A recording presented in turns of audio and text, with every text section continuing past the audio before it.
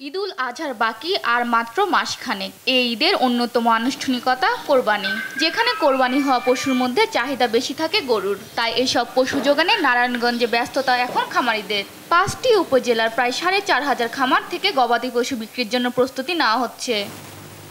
এসব খামারে দেশীয় প্রজাতির গরুর পাশাপাশি অস্ট্রেলিয়ান, সিদ্ধি, শাহিওয়াল, ফ্রিজিয়ান, ব্রাহ্মা, ভুট্টি সহ নানা জাতের বিদেশি জাতের পশু মোটা তাজাকরণে চলছে শেষ মুহূর্তের যত্ন আত্মি।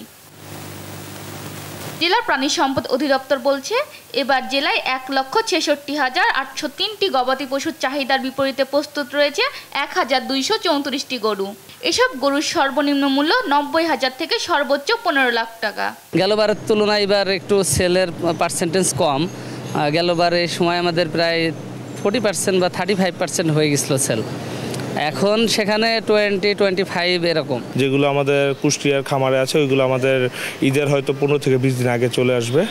আর আমাদের অলমোস্ট প্রায় 150 থেকে 180টা গরু হবে ঈদে। কোরবানি ঘিরে এবার আগেভাগে মানসম্মত গরু কিনতে প্রতিদিনই নারায়ণগঞ্জের বিভিন্ন খামারে ভিড় করছেন ক্রেতারা। দরে দামে মিলে গেলেই কিনে নিচ্ছেন পছন্দের পশু। এখানকার গরুগুলো সবসময় আনকমন হয়, এক্সক্লুসিভ হয়, অনেক ভালো লাগে আর কি দেখতে। তো গরু যা দেখছি ভালোই লাগছে, আর গরু মনে করেন আগের থেকে অনেক বাড়ছে।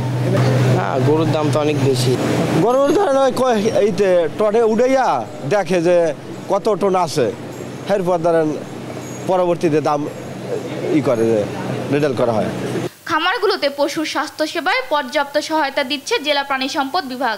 যে সমস্ত গরু ছাগল বিক্রি হচ্ছে সেগুলি মানসম্মত, কারণ আমরা প্রতিটি খামারিকে তাদেরকে উঠান বৈঠকে অংশগ্রহণ করার সুযোগ করে দিয়েছিলাম এবং উঠান বৈঠকে তারা স্টেরয়েড, গ্রোথ হরমোন, কেমিক্যাল বা অন্যান্য ক্ষতিকারক কোনো ওষুধ যাতে তারা ব্যবহার না করে সেই জন্য তাদেরকে প্রশিক্ষণ দেওয়া হয়েছে।